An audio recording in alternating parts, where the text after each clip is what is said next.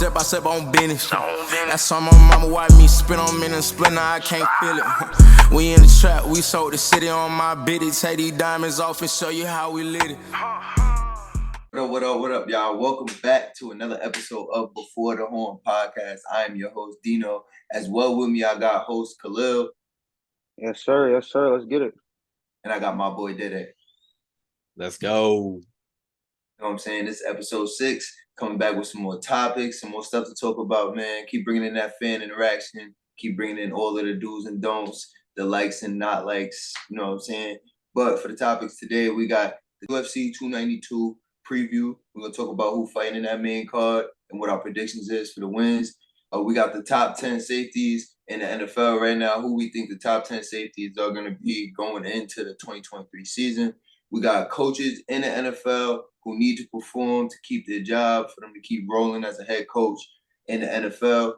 And we got our top 5 ACC picks, plus our prediction on our conference winner. So, Dave, take us through it, man. All right, bet, ladies and gentlemen, we're going to kick this off. We're going to start by talking about UFC 292 this Saturday in Boston, Massachusetts at the TD Garden. We're going to talk about the main card, all 5 fights, who we think is going to win those fights.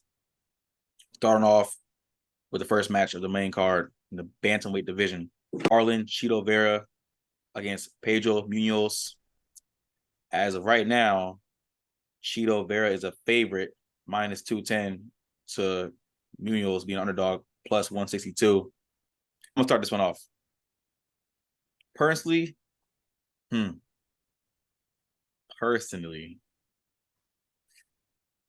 going to go with Chito Vera.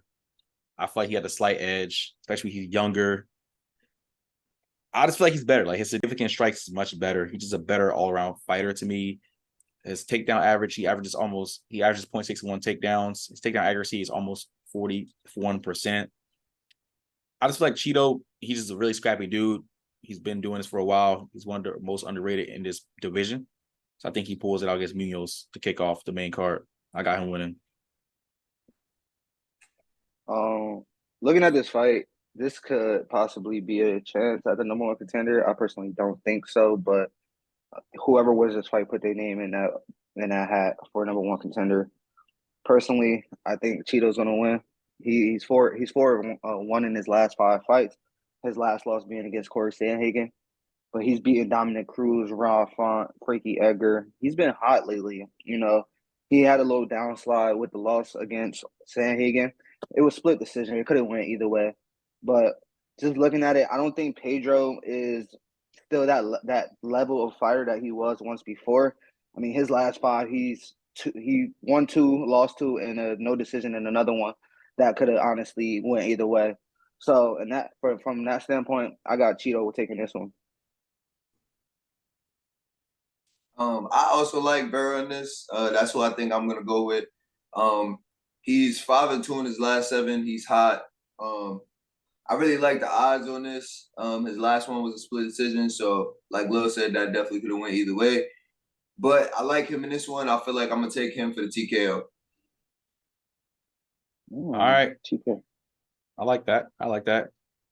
Moving to match number 2 into the main card. We have Damon Blackshear going against Mario Bautista in the bantamweight division again. As right now, Bautista is the favorite, minus 235 compared to Blackshear's plus 180. Now, Blackshear, he took a very short notice on this fight. He literally just fought on August 12th. So he's coming off back-to-back wins as well. He's been fighting 3. This is going to be his 4th fight this year. And for that reason, I got Blackshear winning this fight. Honestly, I'm not going to say this is a reach. This is just like my sleeper pick for the night. He's the underdog. I'm going with the underdog for this fight.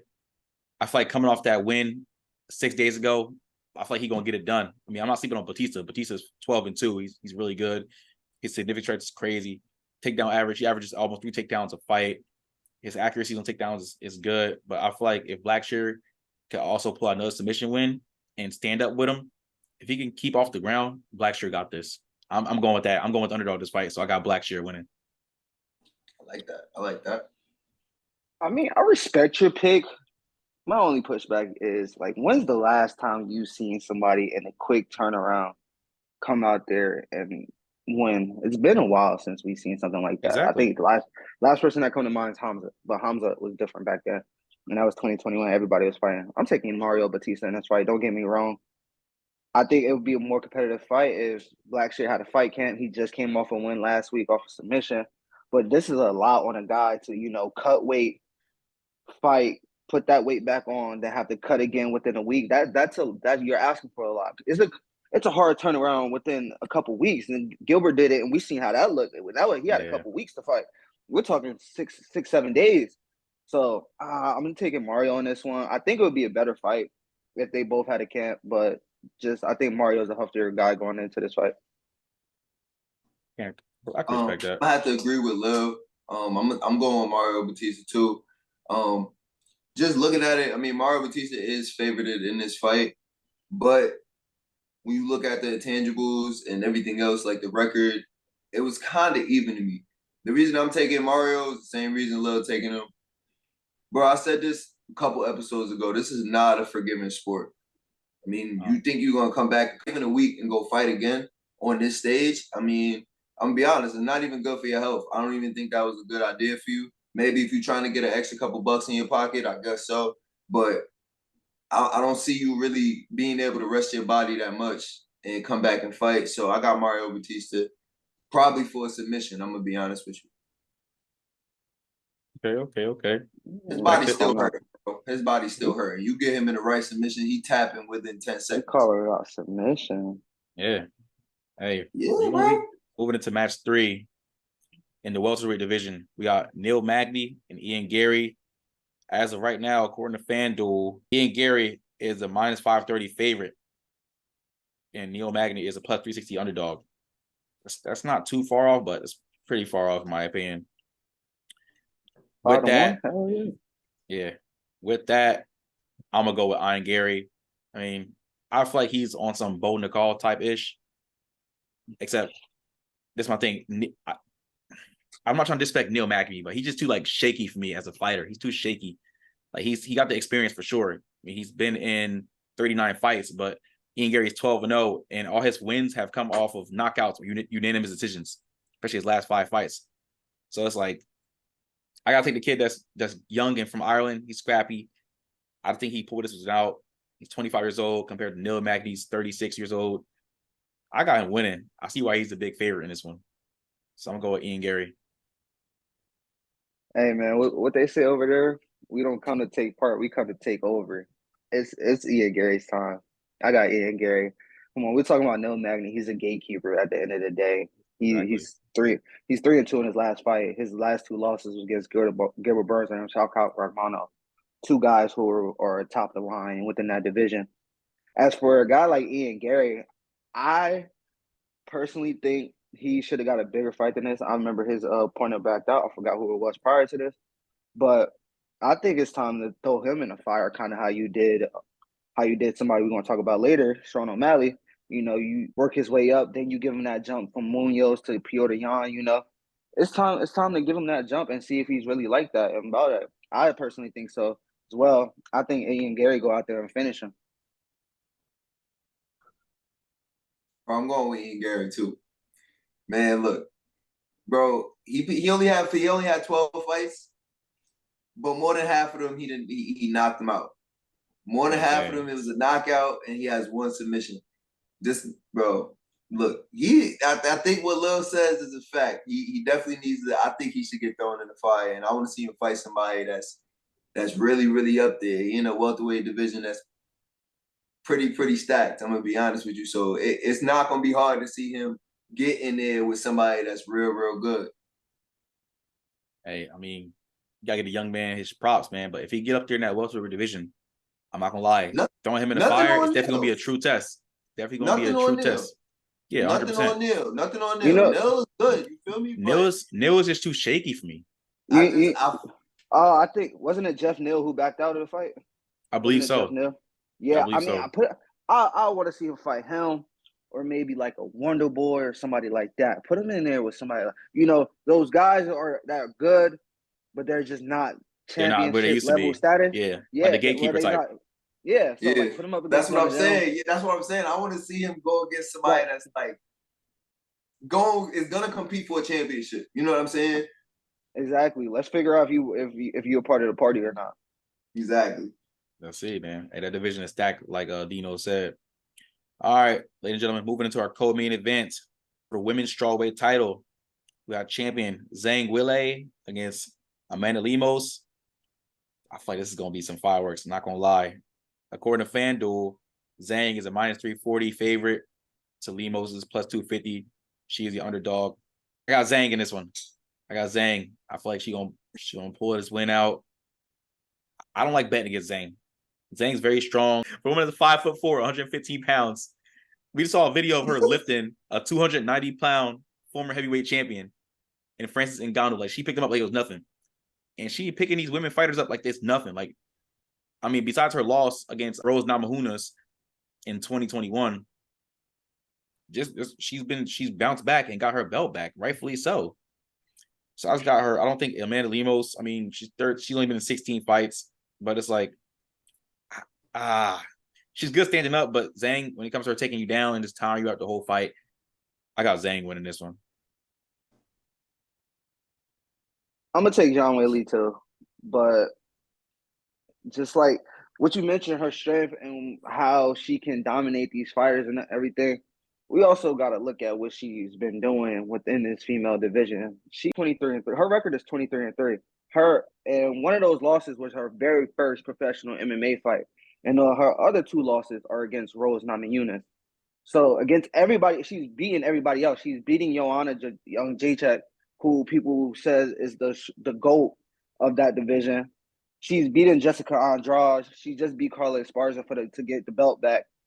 But in my personal opinion, I don't think Lemos was the person that should have been in this spot. In this fight, Don't get me wrong. Don't get me wrong. agree. She's ranked number 5 in that division. But let's all be real. We know that Rose should get that shot. I'm beating down the door for Rose to get her belt back. I think that's where it's at right now. But I know the UFC don't want to keep running that back and all that, especially because Rose is 2-0 and all that other stuff. But that's the only person. That's the only person who really gave her any problems. We see her in the last 2 fights. She submitted Carla, and she pretty much sent Joanna into retirement. So I got Weili by landslide in this fight. I can see her finishing this one actually. Well, prediction, but I can agree. I'm gonna be honest. I'm gonna have to go with both of y'all. Really, just because you gotta put respect on her name, with her past, and what she did in her whole career. But I don't think it's gonna be as easy as Lil making it seem though. I don't think it's gonna be. They both heavy hitters. They both. Don't get me wrong, Amanda is good, but she's not ready for Weili. I'm sorry. You know, man, Weili different, bro. I agree with that. Zhang Weili is different. I don't think she's gonna win. I don't think she's gonna win, but I don't think it's gonna be as easy as you say. I don't think it's gonna be easy as you said. I don't know, man. Zhang different, bro. All right, ladies and gentlemen, we can move into our last fight tonight, the main event for the Bantamweight Championship. We got champion Aljamain Sterling. He's gonna be coming up and facing Sugar Sean O'Malley. This fight is making me mad. I ain't gonna lie. They both cringe. They super cringe. But as of right now, Sterling is the favorite, -265 to Sean O'Malley's +200 as an underdog. I'm not gonna lie. I got Sterling winning this, and I hope Sterling punches Sean, knocks him out in like the second round. Now, I'm not gonna lie. No. This sounds personal. This sounds personal. No, it's not personal. I just personally think now Sugar Sean, his last 5 fights, he's 5-0. Besides his 4 fight, his last 5, it was the no contest at UFC 276. But it's just like, I don't think I feel like Sugar Sean was thrown into the fire and he got so lucky and he happened to win these fights when he shouldn't have won. Like that fight against Petorian in October of last year, he shouldn't have won that fight by split decision. He lost that fight. I think he lost that fight. And I feel like Petorian should be the one fighting Sterling again. But again, Petorian, he's fell back because he's lost a couple times in a row. But whatever. But honestly, I'm gonna change my pick. I'm not gonna sound hateful and say I hope Sterling knocks him out in the second round. I feel like this fight can go to distance, but if the only way it does not go to distance is if Sean gets taken to the ground too much. then Sterling easily got in the bag. But still, regardless of the fact, I got Sterling winning this fight and retaining his belt. So we're talking about two guys who are world beaters right now. One, Aljamain Sterling. We're literally watching him get better every single fight we watch. And you gotta respect it. People say it was a fluke how he got the belt, but It was. But you better put some respect on his name when you talk about him, given who he beat: Cejudo, T.J. Dillashaw, Piotr Jan, and Corey Sandhagen. That's who he's beat, and Pedro Munoz. That's who he's beaten recently. Like he's 9-0 in his last 9 fights. So put some respect on his name. He also has 8 submissions, 3 TKOs, and he's going against O'Malley, who's 16-1. That one is controversial because he got injured in that fight, and Tito stopped him, but he also got injured in that fight. He wasn't going to be able to fight either way. But he also got 11 knockouts. I personally do not see this one going a distance. I like both fighters, but I think Sterling takes it just because his wrestling is elite. That's what I'm saying, man. And if you had any questions about his wrestling, go watch him fight Henry Cejudo. Here, answer all your questions for you. And Cejudo, this is coming from an Olympic medalist in Henry Cejudo, all American, exactly, 2-time double champ, the whole 9 yards. Cejudo, he took Cejudo to the limits, and even Cejudo was like, damn. Yeah, so you got to put some respect on Sterling name. I'm be honest though, I'm not ruling O'Malley out because O'Malley got a puncher's chance. If O'Malley lands one, because if he lands that left hand, it's good night for anybody. So he has a puncher's chance with that. But just giving grappler versus striker, I gotta go grappler, especially when we're talking about Aljamain Sterling, one of the best wrestlers in the MMA. I feel like Sterling's height difference between him being 5'7" and O'Malley being 5'11", I feel like he going O'Malley's length. It's good for striking, but Aljo probably gonna get him like a lot of grappling. It's tough when it comes to wrestling. Yeah, it's tough when it comes to wrestling to grapple like that. But striking, O'Malley got the advantage. So if Sterling can close that gap, it could be bad. All right, Dino. I'm gonna be honest. It hurt going against Sean O'Malley because I really do like him, bro. But again, I'm gonna have to piggyback off of what y'all saying, man. I mean, looking at it from the standpoint I just said, bro, the striker versus a grappler. He's literally working against, and we know that we know Sterling got hands too. It's like he's literally working against Sean's like weaknesses, and I just don't see it ending well for him. I'm gonna have to agree with Dewano. I think it's gonna be a TKO.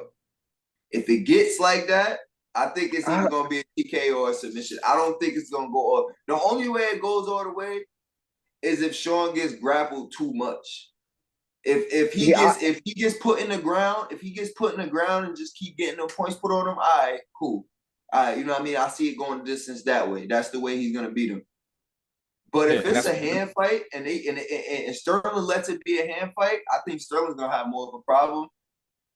But I still think I'm gonna take him for the TKO. I don't see no route to Sterling getting a TKO. I don't even think that's in Sterling's game plan. I think we all know what the game plan is for both. Sterling's game plan is going to be to wrestle O'Malley. I'm a wrestler. O'Malley's game plan is don't go to the ground. Don't get to the ground. So we can see how it goes. Like if Sterling wins, it could be like I'm not going to say it will. I could see this fight going a distance, but we can also see this fight end early, and one of these guys close the curtain. So it could be a good fight. It's supposed to be Aljamain's last fight at 35, so I expect him to go out with a bang either way. Facts, and that's why I also changed. Fight of the night. Who y'all think gonna be fighting tonight? Fight of the night. Tito and Pedro. I'm gonna say Gary and Magny. I feel like it's gonna be fight of the night. I feel like it's gonna be. I'm just going with it. I'm gonna go with it, man. Yeah, I'm gonna go with Gary. I think I'm gonna go with Gary and Magny too. I'm gonna go with that one. I can see Gary getting a performance of the night, but not a fight of the night because I think Gary's putting him out. I think he's gonna put him out. And the first, what you think is gonna happen fast? Think it's gonna happen fast? I'm not saying that, but usually when you finish a fight, it's not gonna be fight of the night. You usually gotta go the distance to be fight of the night. But Yeah, bro. We gotta see, man. Young versus experience. I mean, a He's 12 and not. 0, We'll mostly see. KOs, and hey, we just gotta see. We'll see. That's me and Dino got both of the fight night same predictions, and you got a different prediction. But tune in Saturday night, 10 o'clock Eastern, 7 o'clock Pacific time, UFC 292 from Boston at the TD Garden, O'Malley versus Sterling for the Bantamweight Championship. Now, moving into our next topic, we got a good one. We're gonna move into who we think our top 10 safeties are heading into the 2023 NFL seasons. Again, we're all gonna go one at a time. We're gonna list our safeties starting from 10 to 1 and give our reasons why. I guess I go first with this one. Oh boy. Because I give out the best list anyway. I wanted That's you to cap. go first. I wanted you Let to me- go first. That's cap. let me give y'all the best list. All right. All right, So- let me hear. At number 10, I got Quadri Diggs, free safety for the Seattle Seahawks. That boy's nice. Y'all need to put some respect on his name. I think he's very underrated. I also think he's the best safety on that team. He's the only safety. The other safety play linebacker. But we're not going to get into that right now. We'll talk about Jamal Quadri Diggs. Adams. Yeah, we're going to talk about Quadri Diggs, though. This is a guy that can play sideline to sideline. He's not afraid to stick his nose in the run game either. I mean, he's a complete dog. I think he does not get enough credit or love for what he can bring to the football field. I don't know if it's because he played in Seattle and Detroit, so I think that's part of it. But he also can cover sideline to sideline as well. That boy's a dog. At number 9, I got Jesse Bates for the Atlanta Falcons. Atlanta got a good one in that one. Like, he's a dog. I know y'all seen him on the field because y'all been watching the Bengals. Y'all watched Joe Burrow. But on that defensive side of the ball, he was their defensive leader. He was their defensive catalyst. He's a straight dog. He's been a dog since he got into the league. All he does is make plays. At number 8, I got Jordan Porter. I think this is a guy that could be higher on this list, but he was hurt last year, so that always got to factor in injuries and stuff like that. He was hurt last year, but when he plays, especially him and Micah Hyde running 2-2, I don't have Micah Hyde in my top 10, but he's right outside my top 10. Yes. When them two running, that Buffalo defense is scary. That they is what makes that secondary scary, especially with Piers White on the outside as well. But Jordan Poirier, he's the captain of that defense. He makes that defense go. Another guy that can play sideline to sideline, cover, do it all, in my opinion. At number 6, Justin Simmons. This is another guy I think do not get enough love because where he play. Yeah, hear me out though. We gotta remember. At number 6? Yeah, 6 though. Come on. Respectfully, y'all gonna see why. But at number 6, he plays for Denver. Denver really hasn't been good in years. Let's be real. Even last year with Russ, they wasn't good. They got some upside, but they haven't been good. But 31 has been good. 31 is a straight, flat out dog. Can play sideline to sideline as well. Play downhill. He's nice. If you ever watch Denver football, 31. You see 31 jump off your screen. That boy's a dog. At number 5, another guy I think is going to fall under the radar this year just because of the team he plays on, and that's Budda Baker. That man got speed on a football field. When you talk about speed at the safety position on a football field, you got to talk about Budda Baker. He did request a trade over the offseason, but he'll be in Arizona this coming season.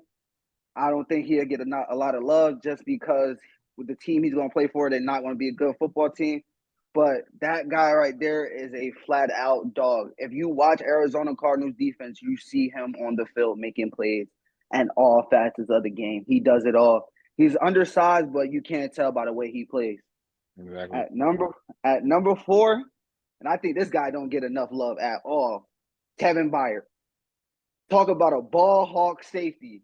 Don't throw no lollipops his way because he's coming down with the ball. His stats were a little down this past season, but he's still going to take the ball away. He still have 4 interceptions. You throw anything over the middle, like lollipop it, he's coming down with it. That's just guaranteed. He's another guy I feel like don't get talked about enough just because of the team he played for. Like, they really don't talk about him how they should have. Don't get me wrong. Kind of starting to tell off. He's on the tail end of his prime, but he's still that guy when we talk about this free safety position. At number 3, I got it. First team All-Pro last year, breakout player, Hufunga, for the strong safety for the 49ers. If you watch the 40, I'm sure everybody here has watched the 49ers last year. That man made plays all over the field, man. Like all he did was flash when you talk about a playmaker on the field, especially at that strong safety position. This is a guy who's not afraid to hit. He's not afraid to come downhill and hit. When you see him play, you know he's on the field. Especially last year, he took a huge jump. I think he'll take a bigger jump this year. He's going to be in talks. I think this year he could get in talks for one of the best safeties in all of NFL, in my opinion. I think really it's a 2-man race, but he can get his name right up in there. At number 2, I got Minkah Fitzpatrick. Minkah's a dog. Minkah's a dog. Don't laugh. Don't laugh. I don't know what's funny. He's from Jersey. Hey, shout out to Jersey. Mink from North Shout Jersey. Shout out to Jersey. You feel me? He's a dog. Feel me? Flat out. He is everything for that Steelers defense. And we know Pittsburgh always got a good defense. 2? Yes. 2? Number 2. Number 2. He had an off year last year, but I do think he's gonna come back. He had an off year, but I think 2023 he's gonna come back and be a top off year. He had one of his best seasons ever. Listen, when last year. Okay, hold on. I'm Yes. sorry. That was the year before. No, it was this past year. He was tied I'm for not gonna say picks. off year. I'm sorry. I'm not gonna say off year. What? Some people may think it's an off year because Pittsburgh wasn't really a hot commodity.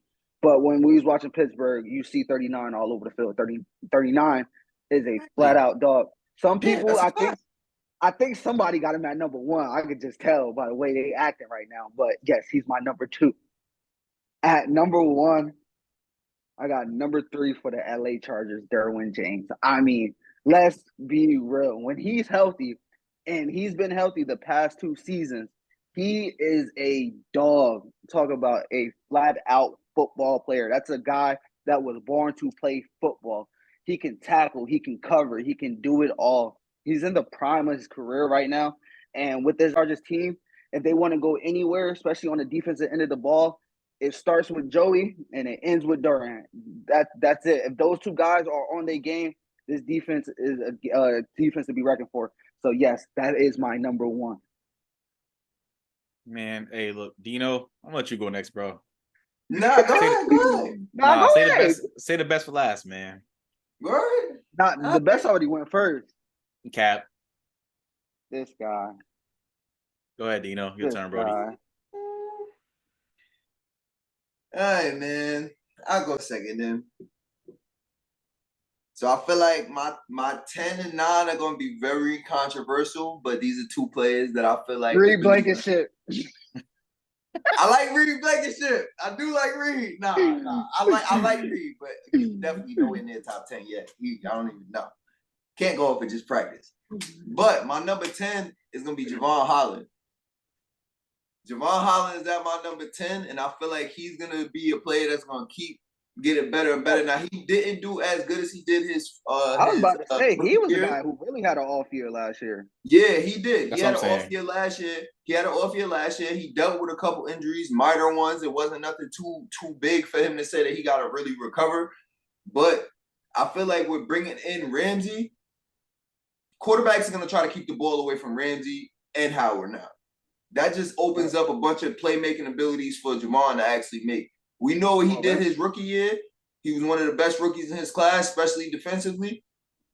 I feel like he's just going to build off of that. He didn't do the best last year, but I feel like he's really got a chance to do something great in 2023.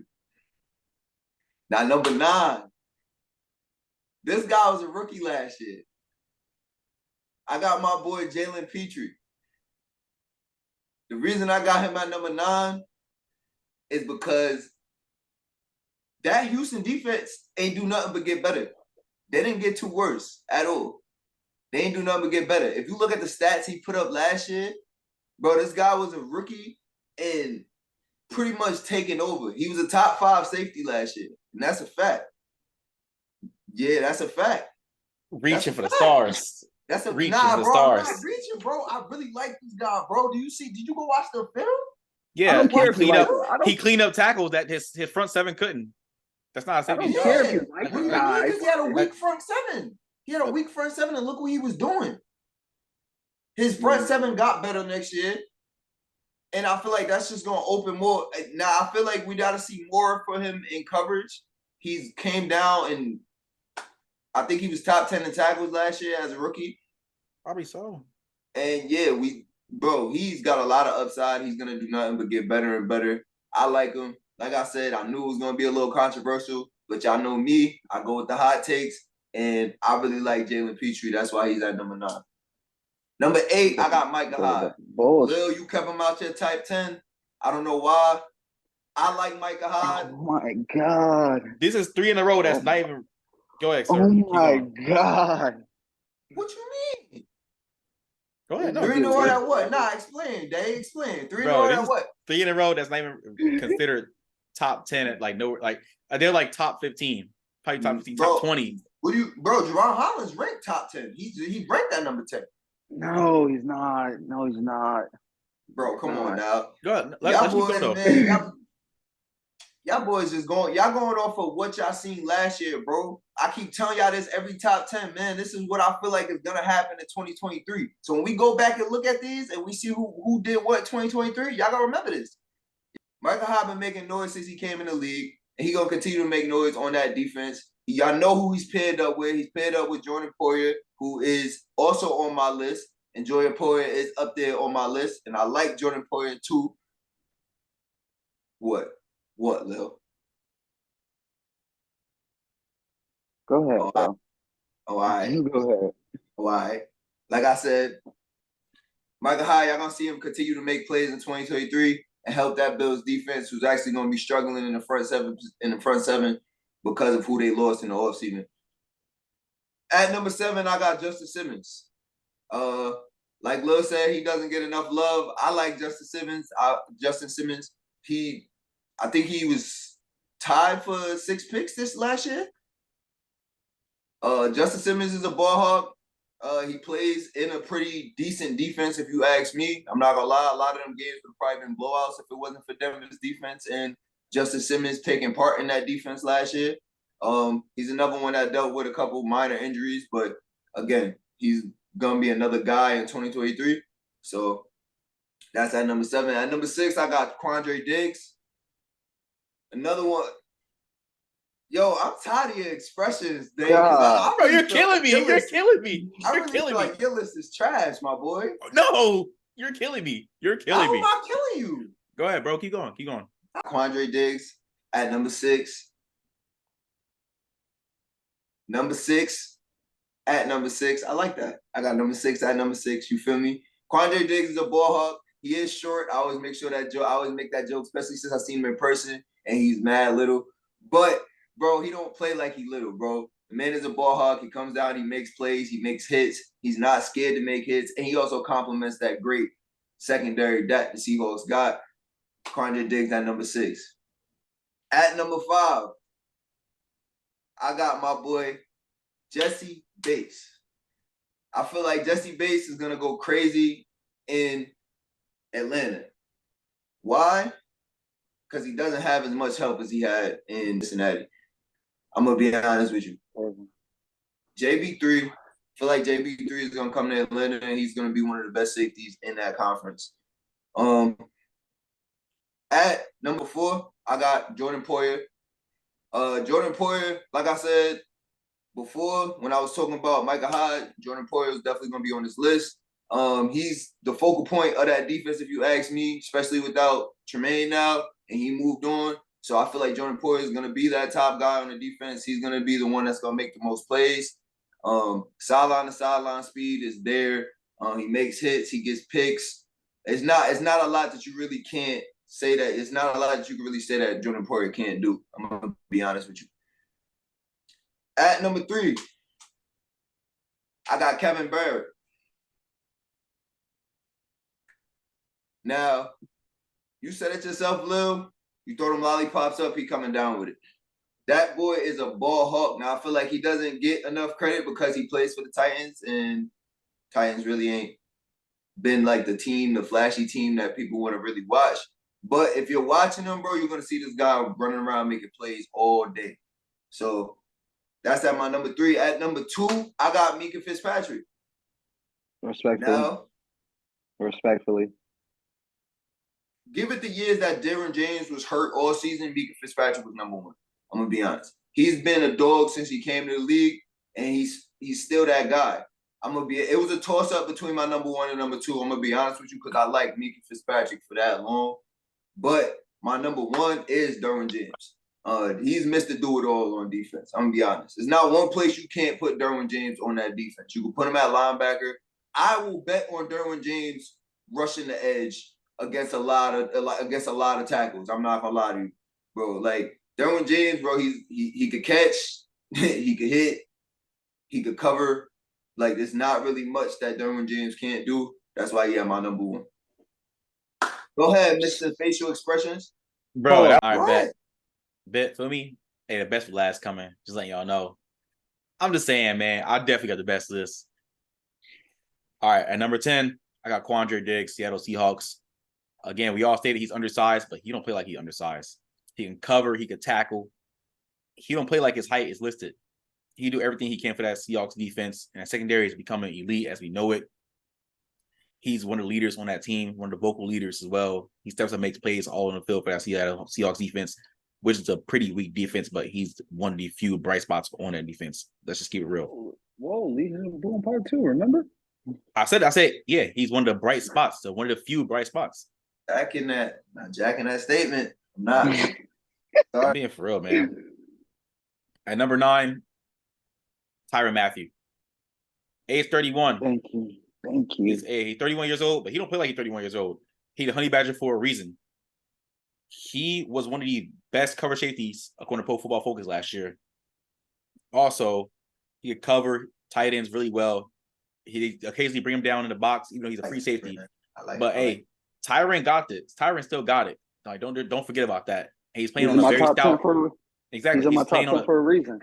He's playing on a very stout defense. He does everything Dennis Allen wants him to do. Number 8, I got Antoine Winfield Jr. Now, y'all forgot about this player. I'm not gonna lie. I did not. Yo, no. Y'all forgot about this player. Very, very, no, y'all tripping. Very, very good run defender safety. He can also cover as well. He can rush the pass. He's good at blitzes. He does everything Todd Bowles needs him to do. He's 25 years old. He's a playmaker on that defense. That Bucs defense, let's be real, besides the linebackers, I guess you could say Carlton Davis if you want to, but I think Carlton Davis isn't that good.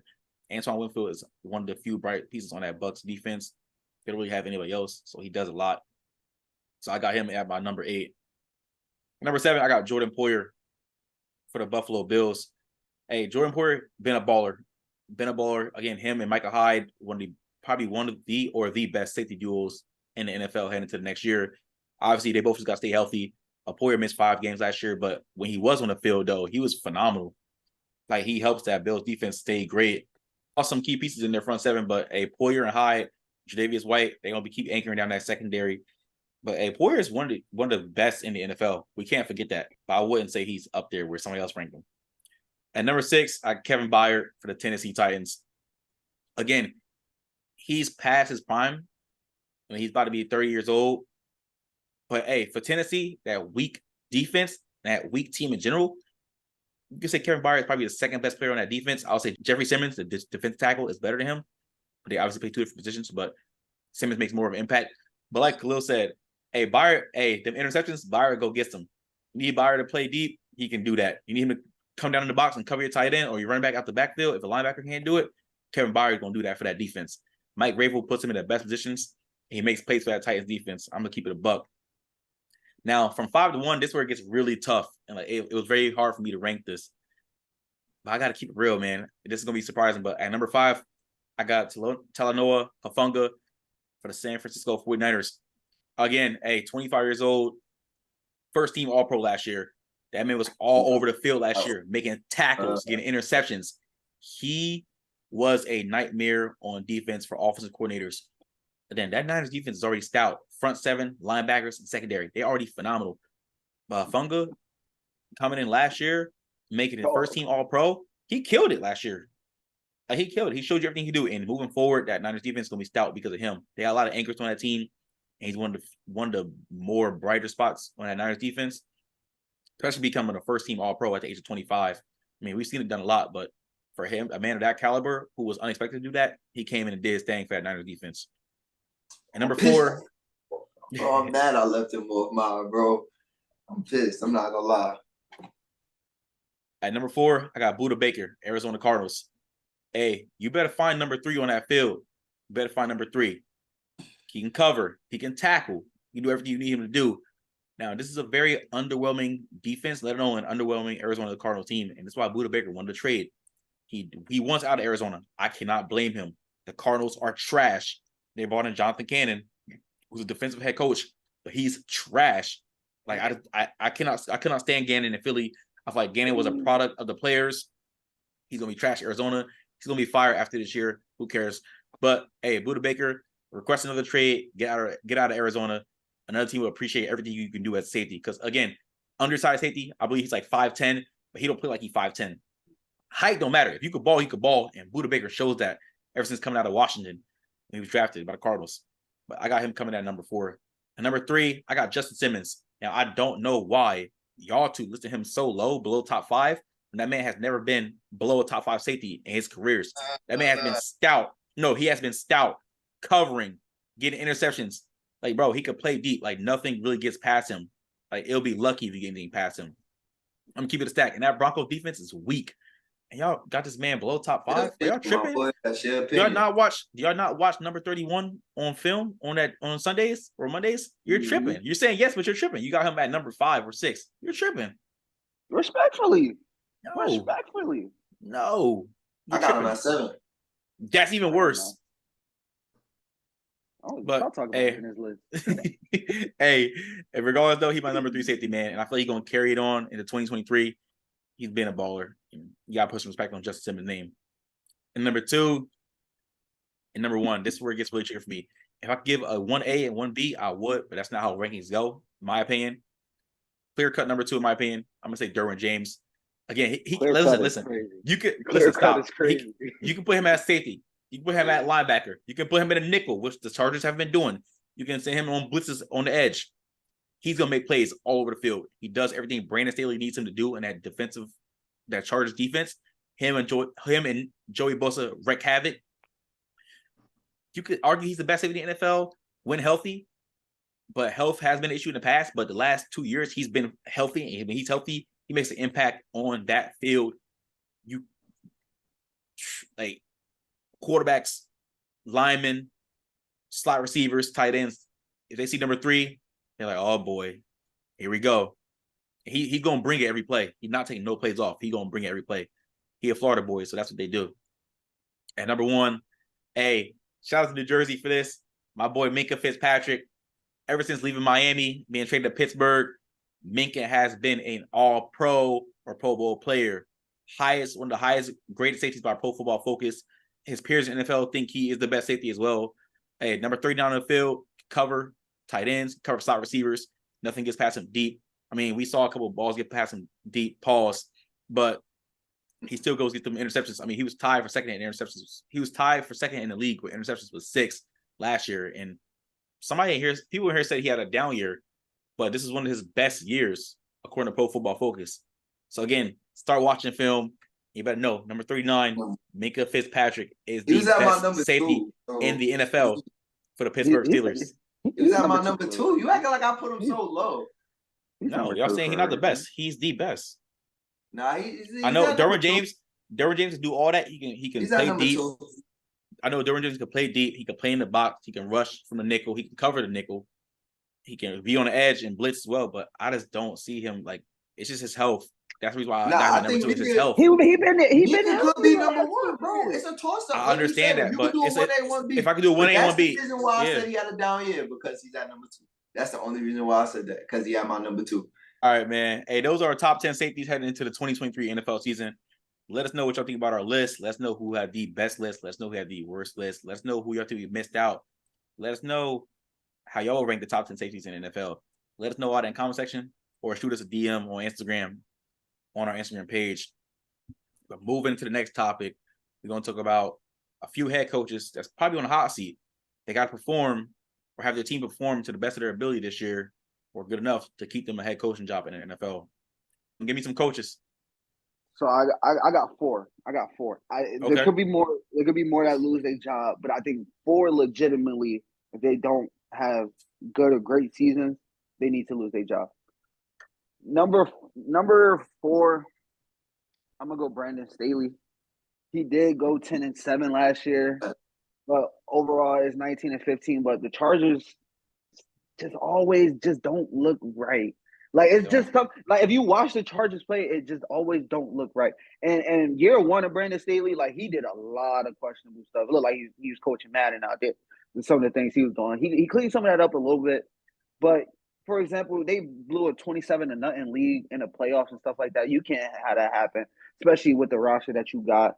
I think the roster did underperform, but with the weapons you got on that roster, we're talking about Austin Eckler, Mike Williams, Keenan Allen, you got Derwin James, Joey Bosa, Khalil Mack. Like you got dogs all over that field. There's no reason why that your team is looking the way it's looking. At number 3, I got Kevin Stefanski. He went 7-2 last year, 26-24 overall. Kind of give him a pass last year because he really didn't have a starting quarterback or anything like that. But you got to do something now. I think it's going to what's a year 4, year 5 for him. And you got to do something at this. Your best season was when y'all made it to the playoffs with Baker. That was year 1. Yeah, you was one of the guys that kind of wanted to get rid of Baker. Y'all was pushing him out the back door. So I need to see y'all win games, make the playoffs. If y'all don't make the playoffs, he's losing his job, no doubt about it. Number 2, I got Robert Saleh. They went 7-10 last year, but his record overall is 11-23. You're in win now mode. At the end of the day, this is win now mode. So if you don't win, if y'all don't make the playoffs or even make a deep run in the playoffs, I may look to see if I could get a new head coach up in there. Because like I said, you have Aaron Rodgers for 2 years. Y'all got to win now. At the end of the day, is win now or, be back in purgatory after 2 years when Aaron Rodgers retires. So it's either win now or go home. Number 1, I got Ron Rivera. He went 8-1 last year, 22-27-1 since he stepped foot in Washington. It's time to do something. I'm sorry. You have good pieces. Don't get me wrong. I don't think they're good enough, but you've had good pieces in Washington. It's either time to win or time to go home, and your successor might be in the building. So, and that defense has not been playing as good as it should. You're a defensive head coach. So I think if they don't look that good on defense again, and God forbid if that offense looks good, we could be having a new head coach in Washington next year. I ain't gonna lie, that's a solid list. I like that list for sure. You got 3. You got 3 of my 4 on that list. I only have 4 too, but you got 3 of my 4 on that list. I definitely agree with the Brandon Staley one. I feel like that's the one I agree with the most because, like, when you look at their team, like you said, when you look at their team, you bring up them pieces, bro. Like, you have a winning squad. You have a team of playmakers. And you're 0-1 in the playoffs since you got there, and you're going on your 3rd season. Like, when you gotta beat Mahomes too. They haven't beaten Mahomes. They have not beaten Mahomes since he's been the head coach. Exactly. And then when you put a coach in that position with a team like that, you're expecting to at least make some type of run, or at least I told y'all this before. I don't really feel like they can compete with Mahomes in that division. Y'all do. I don't think so. But in my eyes, when you put a coach in that position with those players, they're supposed to compete. Y'all think that they can compete but still haven't beat them. It doesn't say that they can compete at all. They haven't beat them. That's why you may need to get a new head coach in there. That's why you may listen, at the end of the day, if you look roster for roster, like Chargers may have a better overall roster than they do. 100%. Yeah. No, it ain't they literally do. They literally have a better roster than the Chiefs. So if I'm an owner, if I'm a GM, there's no reason why we should be losing. I gave you this good roster. Exactly. That's true. That's I exactly agree. why I agree with the Brandon Stanley one and Ron Rivera too. Ron Rivera too. Yeah, definitely Ron Rivera. The Commanders they've been the doormat of the NFC East for like the last good 8. I think what they won the NFC East. Whoa. Time out. Hold on. I'm not gonna let you do that. They just won the division in They just- 2020. I'm not gonna let I you was do they just, just won no, I division was, like 2 years ago. listen, that. Okay. Okay. I was just about to say they won it once in the last 5 years? Yeah. Yeah. So, like I said, they've been the doormat along with the Giants. I feel like the Giants and them pretty much give it hand to hand on being the doormat of the NFC East each year. It's only been a 2-team competition for the last 5 years in that division, if you ask me. But I feel like one that you left out, and I feel like this one is one that a lot of people sleeping on. But I feel like this one right here, that I feel like a lot of people don't think this will happen, but I think it would happen because of who's in their front office, and that's Mike McCarthy. I'm gonna be honest with you, bro. You're 30 and 20 since you got there. You're going on your 4th season, and you're 1-2 in the playoffs. I'm gonna be honest. They have the best roster that they have had in years. That is a way better roster than they had with Tony Romo and Dez. That roster is stacked. Yeah. Bro, they have like the second best roster in the league. Khalil, stop. And both of the best rosters in the league are both in the Khalil, NFC stop. East. When they had DeMarco and Dez in their prime, that team was nasty. No, It was don't nasty, get me wrong. but- They had good nasty. teams, but look But at this this roster this team now. is better than that team back Look then at in this roster 2014. now, bro. So you taking Tony Romo over that? I'm taking Dez over CD and DeMarco over Tony Pollard and Jason Witten over whoever their tight end is this year. What about the DBs and the pass rushers? I mean, that O-line was healthy. That O-line was obviously The team O-line was crazy. was O-line was best in the league. Exactly. Was a big part of that team. Exactly. But that defense was horrible. That defense was trash. It was a weak defense. Look, I say that to say this. We know how Jerry Jones operates. He take care of his people. But at the same time, you brought him in. You brought Mike McCarthy in some more playmakers than y'all had last year, and they had a good team. They said their ceiling right now is I see them going at least 13-4. Their floor is like 10-7. If they go 10-7, Mike McCarthy's out of that shit. I'm gonna be honest with you. He's out of that shit. With the roster that they got, you telling me as a GM? I feel like if they win below 10 games. If you was a GM, and you brought your head coach that roster and he goes 10-7 with it, you not getting a new head coach in there? We got to remember who the GM is. It's Jerry Jones, man. It's Jerry Wayne Jones. It is. He holds on to people. He does. He does. I don't think McCarthy has been a problem. Like, let's be real. Everybody knows who the reason why they didn't make it to the conference finals last year. Yeah, so like, y'all right. Number y'all 4. Right. Don't get me wrong. Dakota Prescott. All right, so I'm gonna put it this way. Because this is what I had to juggle. And you're right. I brought this up too. I brought this up to myself. You're right. We know what the main issue is. But the way I see it is, who's Jerry going to get rid of first? He going to get rid of Mike first? Or is he going to, if they got to come down to the root of the problem, because if they don't make it far, they're going to have to make some type of move. And if they don't make it far, we know the 2 reasons it's either going to be Mike McCarthy or it's going to be Dak. Okay, here's my thing though. Like, okay, I could push back. If Dak don't look good, you can move off Dak after this year. Like, you can move off his contract. He has no more guaranteed money left in his contract after this year. So you can move off of Dak, no problem. 2, if the offense looks bad, then it's like, okay, Mike McCarthy. Because the biggest question was, Mike McCarthy, what do you do as a head coach? You don't do the offense. You don't do the defense. Now he's taking over the offense. So now if the offense look worse, now we have a topic of conversation. But I don't think if the team doesn't perform well, like that's going to be the end all be all. If the offense looks worse than what it did with Kellen Moore, then I think that would be the problem with him getting fired.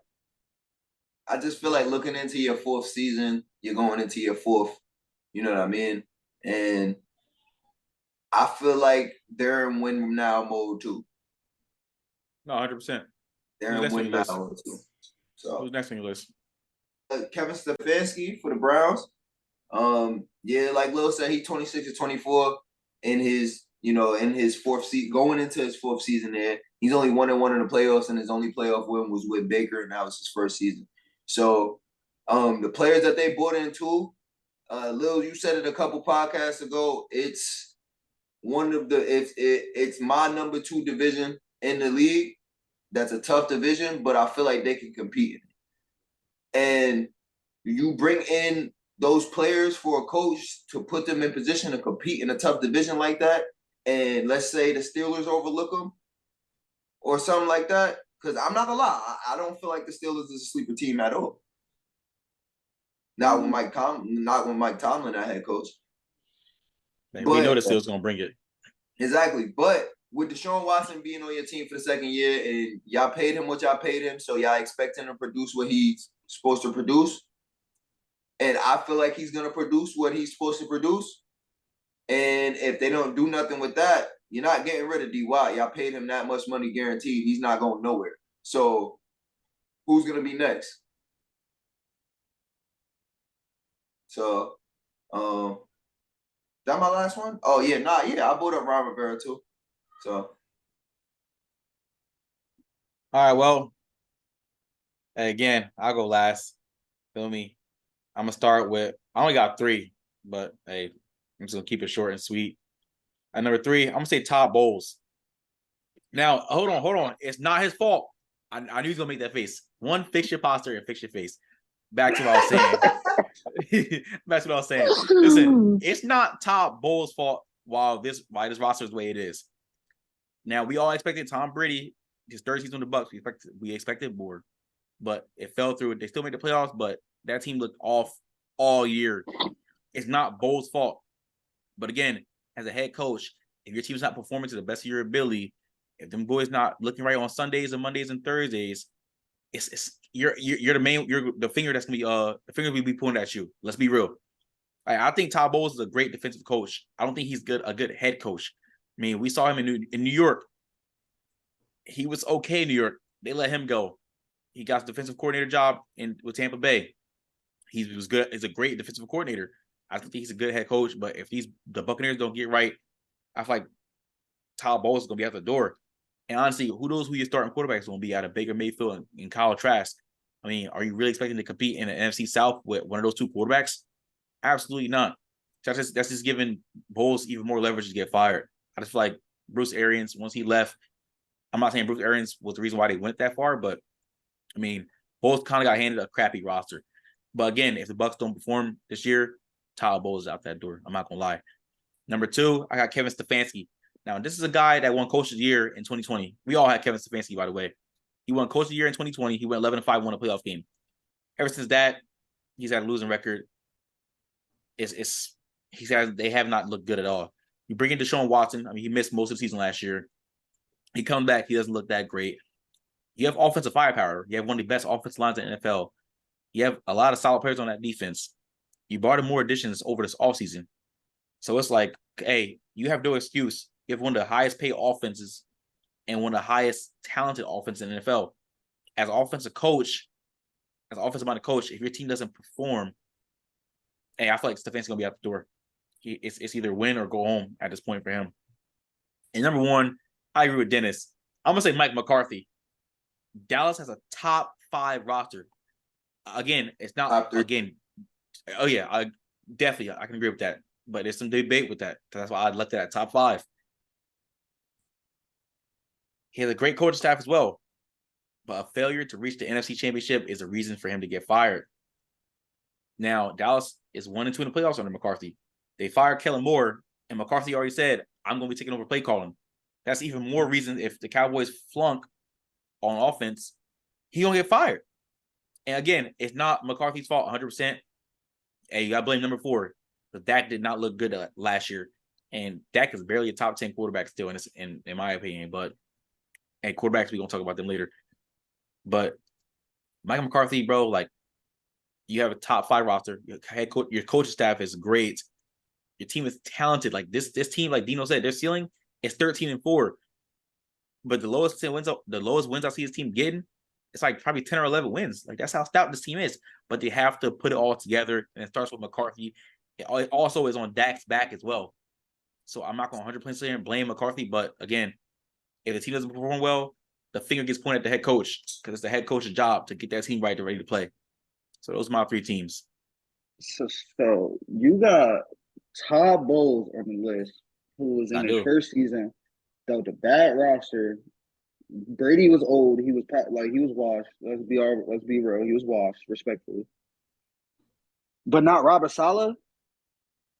Listen, How is Robert? now I How told is you Robert Saleh I not on was your hot only seat? given 3 coaches. I was only given 3 coaches. I wasn't given more than 3. I keep it short and sweet. Now, when you say Robert Saleh, I told you I agree with that pick. He was actually my number 4.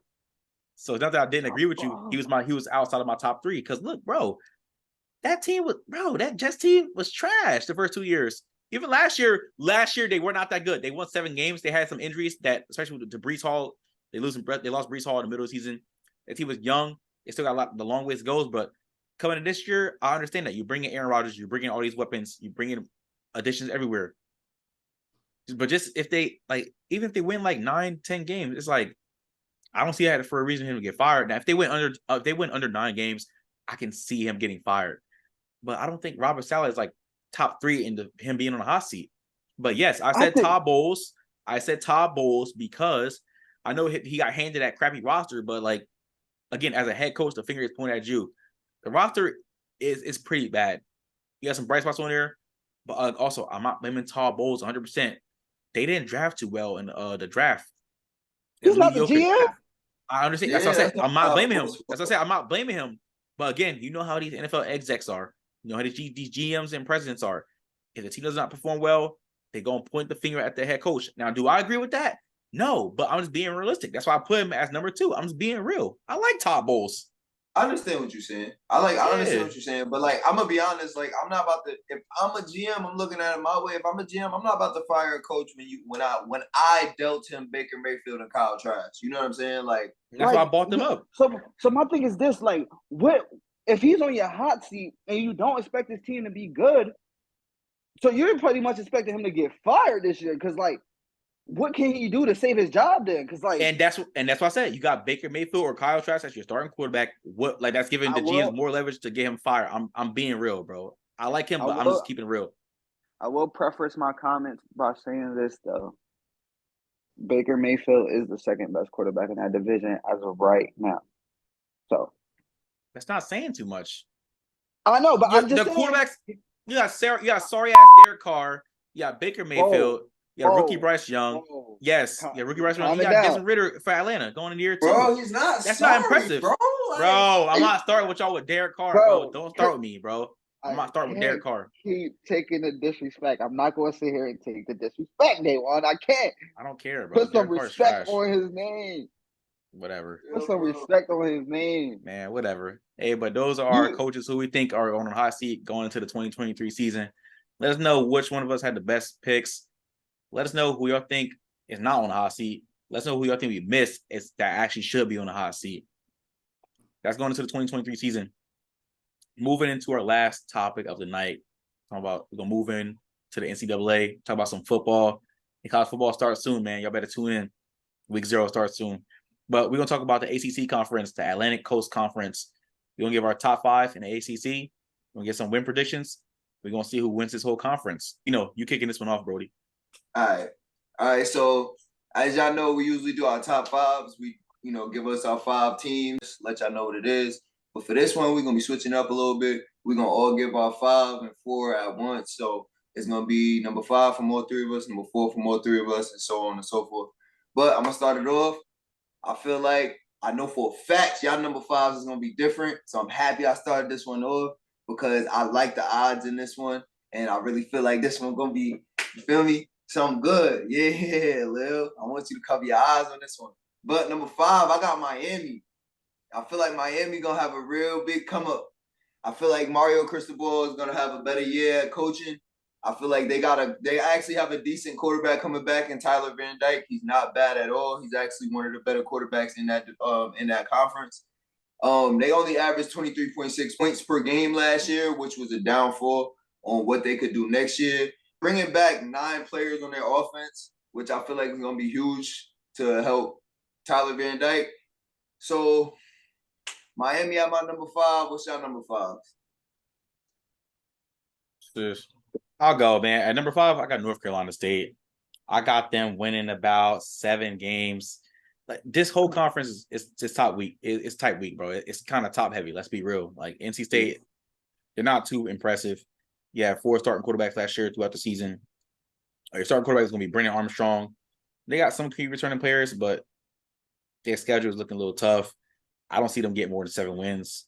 They're going to be 5th in that ACC. It's just what it is with NC State.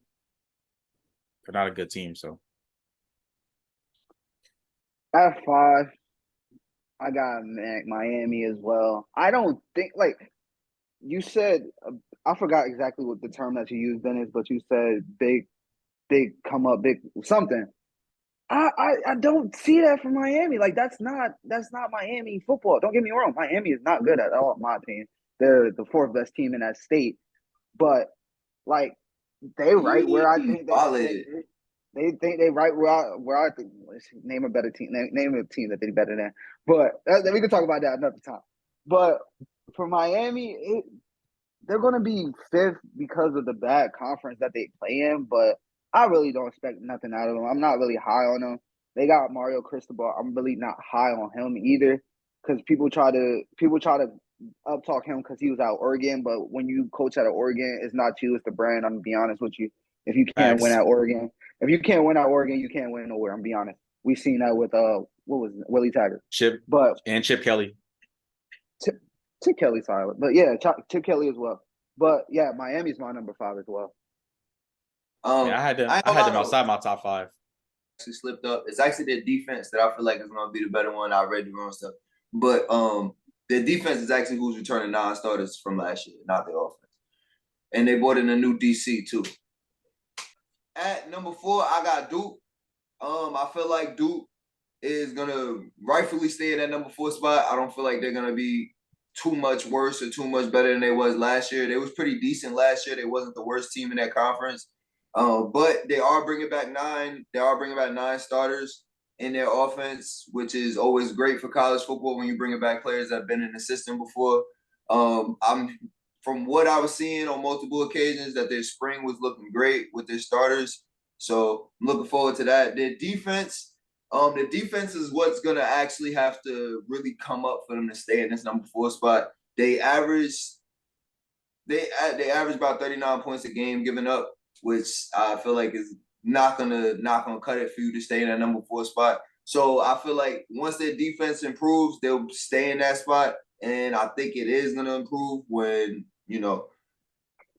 they brought in the transfers that they got in on the defense with their DBs. And hey, at number 4, I got North Carolina. I think quarterback Drake May. I think he's the 2nd best quarterback in the country. I'm gonna keep it a stack. He's definitely gonna be a 1st-round draft pick in the 2024 draft. Man, the only thing that's holding UNC back. I mean, this conference isn't that good, but UNC's defense needs a lot of work. They gave 31 points per game last year, 2nd worst in the ACC. They don't have a tough schedule in the ACC, but still, I just don't see them getting nothing past. Honestly, I don't see them getting nothing past 8 wins. But I mean, this team's gonna obviously be carried by Drake May. Again, in my opinion, he's the 2nd best quarterback in the nation. So I got UNC at 8 wins in 4th place in the ACC. My number 4, I got to go with Dennis as well, with Duke. I got Duke as my number 4 too. For some of the same reasons that you mentioned, some of the players that they're bringing back, stop shaking your head. But yeah, I got Duke. We got some solid transfers in, and I got to preface everything I say by saying this conference is really not that good. It's really top heavy. But I think this is one of the teams that's going to be middle of the road and competing for a good bowl game, a solid bowl game. Didn't Duke beat UCF in a bowl game last year? The hell that got to do with anything? Is it somewhere here? A UCF? Is it somewhere here? A UCF alumni? They just be trying to start beef, bro. Oh God, man! You be trying to come at me, bro. I ain't say nothing about UCF. Like, what did I got to do with anything in this conversation? Hey, I apologize, man. Please relax, man. All right, Dennis, go ahead. Number 3, bro. All right, so number 3, I'm actually gonna reiterate what Lil said by saying, yes, this conference is not that good. So every choice that I'm making past the top 2 needs some type of improvement in their offensive defense from last season for them to compete as well as we think they will. But at number 3, I have North Carolina with their quarterback Drake May. I think it's a huge stretch to say that he's the second best in the nation, but He is. I feel like Stop it. He is. Stop it. No, He he's not. is. No, he's Yes, not. he He's not even is. close. Yes, he He's not. is. He's not. He's not. All right. I like Drake May, but saying he's second best in the nation is a stretch. I'm gonna be honest. Okay. That's Cool. It's a stretch if you ask me. But they brought a new play caller in there, and Chip Lindsey. He has a pretty good background on what he could do. From what I was told, they did restock in their receiving corps because they lost, Josh Downs. He was their best receiver last year, but they still do have a couple of receivers coming back, and they brought in some transfers too. They do have to improve their O-line. The O-line gave up 40 sacks last year, which is not going to get you some wins in any division, in any conference, in college football in general. But I feel like their defense is going to make a good come up. Truthfully, North Carolina, they do have some holes, but they are the third best team in that conference.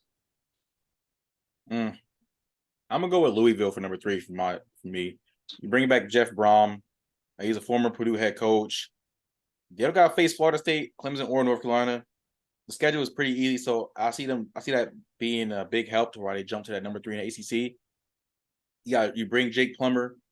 He was in Cal last year. He's going to join an offense that only brought 4 starters back last year.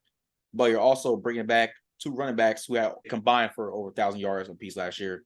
The defense, they need to replace a lot of pass rushers, but I feel like they can get it done. I mean, ACC again is weak, but I got Louisville coming in at number 3 with, I'm gonna say, 9 wins. Wow. So Miami's not in your top 5. That's interesting. They're like number 1. Miami's number 6. I told you that. Oh wow. But I don't know what's going on tonight, but me and Dennis got the same number 3 as well. I got North Carolina at number 3. I don't know what the hell's going on tonight. But for some of the reasons that you mentioned, you kind of mentioned Drake Mays. He's not the second best player in the nation. He's not the second best quarterback. I said quarterback, not player. Neither one. But either way, like he's solid. He may be the best. He might be second best quarterback in his conference. I'm gonna be honest with you. But in college, second best quarterback in his conference. But North Carolina has a solid squad. I think they're going to compete. They're going to pretty much beat any other team not named Clemson and FSU. I think they're kind of right there with Duke, but I think they're slightly better than Duke as an all-around football team. So that's why I got them at number 3. I feel that. That's exactly why I put them at number 3. At number 2, I got Clemson. Clemson is more the well-rounded teams in this conference. They do have a couple holes, but their holes is nowhere near as large or as detrimental it is to the other teams. Clemson, their quarterback Cade, he is a rising star. I feel like he has some star power to be unleashed soon. It's really just going to be on if him and the new play caller Garrett Riley really gets along. See how that goes. As far as defense, though, we don't really need to even talk about Clemson defense. Clemson defense is forever going to have a top defense in the nation. Pretty sure they're always top 5 in there every year. I mean, let's not forget who they got, and Xavier Thomas is still there, and he's still a dog, and he's still going to be a draft pick for sure. You got Jeremiah Trotter. He's still a dog. The safeties, Jalen Phillips and Makupa, yeah. He's a dog too. And I forgot to even mention my boy Will Shipley, man. Will Shipley. I was about to say. Will Shipley is very underrated at running back, bro. I like him, bro. Big bruiser. He can run between the tackles. He's definitely a 3-down back. I like Will Shipley, and I definitely think he's underrated. He's going to contribute a lot to that offense, especially with Cade still being kind of young and a new play caller. But Will Shipley can always handle that load. Hey, my number 2, I got Florida State. Now, they had a big come up in 2022. Jordan Travis, I think he's probably the 3rd or 4th best. I'll say the 4th best quarterback in the nation. You keep it a stack. Jordan Travis went crazy last year. 32 total touchdowns. I mean, they bring over Keon Coleman from Michigan State. They bring back Trey Benson. He had over 1,000 yards last year. They got Johnny Wilson at receiver as well. So, hey, this team is good on offense. And let's not talk about their defense. You got Jared Verse, one of the best defensive players in the country. Dino talked about him the other day. But I just feel like the reason why I'm picking FSU at number 2, they faced Clemson during the season. I feel like Clemson's gonna beat them to own that tiebreaker. But I still got Florida State at 10 wins in the ACC coming in second. That's my number 2. At number 2, I got Clemson, respectfully, and I'm gonna preface everything by saying it was a toss-up for me between FSU and Clemson. But some of the reasons why I'm gonna put Clemson at number 2 is just some of the question marks they got in certain pieces of certain areas of the game. One being receiver, another one. I like Cade. He's a very solid. He has a high upside. He was a 5-star coming out of high school. But I just want to see more. They do have one of the best running backs in the nation with Will Shipley. But it just also seemed like some of their players, some of their 5-star players, high-ranked 4-star players, just have not panned out as much as they should have. Maybe they have a breakout year this year, but as of right now, just because of what I've seen, right now they're number 2, but they could easily be number 1 as well. All right. Me and Lil on the same type of vibe, man. We know exactly what's up. And for my number 1 team and who's gonna win the conference, I got Florida State. I'm gonna be honest, Lil, I'm gonna disagree with that toss-up. I really feel like Florida State ran away with this one. Jordan Travis, he's a great quarterback, and he's coming back. He's bringing his receivers back with Johnny Wilson, and they did bring in Keon Coleman from Michigan State. Keon Coleman was actually one of the best receivers in the Big Ten. If you ask me, he was actually one of the best receivers in the Big Ten too. I'm gonna repeat that. They bringing back 8 starters on that offense in general. So the offense is going to be stacked. They're going to be stacked with players who've been there to return in their O-line. I feel like that offense is definitely set up to be one of the best offenses in the nation. But on defense is bringing back 9 starters. Like, defense is bringing back the safety, Jamie Robinson. He's looking at getting drafted next year. We all know what pick where Jared Verse is looking at going next year. Not team-wise, but where in the draft he's looking at going. Jared Verse is the best player in that conference, I still think. So if you ask me, it's not really, it really isn't too much of a toss-up. I feel like Florida State really ran away with it. Florida State is going to be one of the best teams in the nation in my eyes. And it really wasn't close, bro. It wasn't. The only thing I can say, I'm going to be honest with you, bro. If Florida State takes down LSU week 1 again, we got a conversation. That I agree with. That I agree with. Conversation. If Florida State takes down LSU week 1, we got a conversation. They do go to Death Valley. They do go to Death Valley because that week 1. means Florida State is going to take down 2 SEC teams, not 1. No, they don't go to Death Valley. They don't go to Death Valley. I mean, I'm tripping. No, they don't. That game is played in Orlando. That game is played in neutral Mm-hmm. site. It's actually played in Florida, so you know they're gonna be out there. In Florida State, what Orlando, like what, 2 hours from Tallahassee? From Tallahassee, Like I think 2.5, so. 3. Yeah, come on now. Like, you know they're gonna show out, and then we already know the second SEC team that Florida State is gonna beat, and that's the last game of the season. Yeah. And if Florida has a good, I'm sorry, Florida. I don't care what type of season Florida has. They have no shot at beating Florida State. I'm gonna be honest with you. No chance. If they have no chance. If Florida has a somewhat decent season when they scratch out 7 to 8 wins, and then Florida State beats them, that gives me another case of Florida State beating another SEC team and being one of the best teams in the nation. All right, well, I'm gonna go, man. I got Clemson as my number 1 pick, man. You bring it back, Cade Klubnik. I mean, they also brought over Garrett Riley from TCU. He's one of the highest paid assistants in college football. He's gonna get Cade in that offense right. But I feel like the main savior of the team is gonna be the defense. I mean, you got I apologize. I'm sorry. Bring back Shipley on offense as well. He's an underrated player as well. But going back to what I said about the defense, always had a great defense, probably top 5, top 10 in the nation. They're going to be top-notch again in 2023. You got Jeremiah Trotter Jr.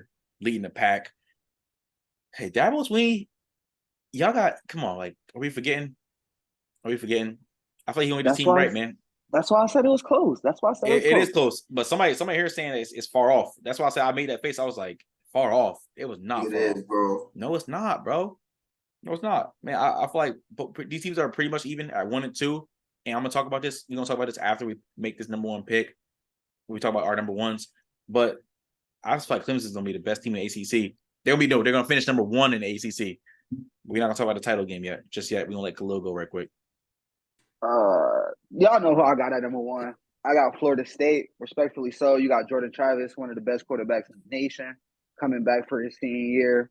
You got Trey Benson. I don't think y'all mentioned Trey Benson, who was a dog at the running back position. I did. I did, but Trey Benson is nasty. Trey Benson is nasty. Another thing, you got all juniors and seniors on your offensive line. That's just the way to build it. You know, veteran guys who played, they bring it back their whole offensive line. You got the cheat code and Johnny Wilson. The man's 6'8" and play receiver. He's like, that's a cheat code. Like, I don't care who you got at DB against him. Like, you just throw the ball up, he gonna catch it. Then you go grab Keon Coleman, Michigan State's best receiver last year. So you beef up that offense.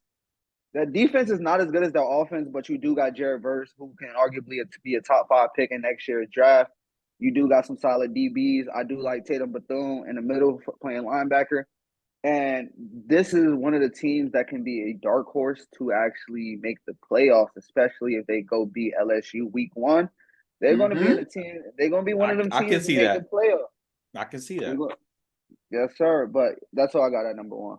All right, so I think another player that we didn't bring up too, that's actually another one that's pretty good for them, is Winston Wright. Bro, Winston Wright is good at that, bro. He's probably gonna end up being a number 3 because Keon Coleman is there. But Winston Wright had 63 catches for them last year. 63 catches, 150 yards, and 5 touchdowns, bro. That's serviceable. That's very serviceable. That offense got the chance to be one of the best in the nation next year. That's a fact. No, I agree with that. All right, so for the ACC championship game, I'm gonna just say it straight out. It's gonna be Clemson and Florida State. My prediction for that game, I have Florida State winning it. That's why I say Clemson gonna finish number 1, but I got Florida State beating them in the championship. I can see it. Again, I just told you, Clemson's gonna beat Florida State during their season. They face each other during the season, but Florida State is gonna beat them in the ACC championship. When he's Bank of America Stadium. It don't not make sense because it is like a power ranking. So if Clemson is beating the crap out of every one of the other teams, they might be. And that's why I said. And that's why I say Clemson's gonna be number 1 in the ACC, but Florida State is the better team. But I don't think it's kind of be like the Ohio State Michigan situation. That's what I'm saying. That's literally what I'm saying. But I don't agree with Dennis saying I'm not. I don't agree with Dennis saying like the talent is that far off. But hey, Dennis, don't start with me. Don't start with me. We got the Big Ten listed to start with me. All right, wait for that. Who you got for the ACC championship? Oh yeah. Who you think? Hold on. Who you think gonna be in it, and who you think gonna win it? I got Florida State versus Clemson for sure. I really do think that Florida State is gonna come away with that. I do feel like it's honestly, in my eyes, I feel like it's gonna be a low scoring game. I feel like it's probably gonna end in like a 21-14 type of game. I don't feel like you're going to see too much scoring. I feel like it's going to be more smash mouth football. That's 2 good defenses. I know we talked a lot about Florida State's offense, how good their offense is, and that it's going to be one of the best in the league. But you can never, ever, ever count out Dabo Swinney's defense. You can't. You can't do it. Dabo Swinney's defense is always going to be one of those top defenses in the nation. And I feel like that would be the only defense other than LSU's maybe that's going to punch Florida State in the mouth. But I got Florida State still taking it away just because I really feel like Clemson offense is just a little too shaky to stick in there all game for 60 minutes with that Florida State defense. All right, Lou, who you got for the ACC championship game and who you think gonna win it?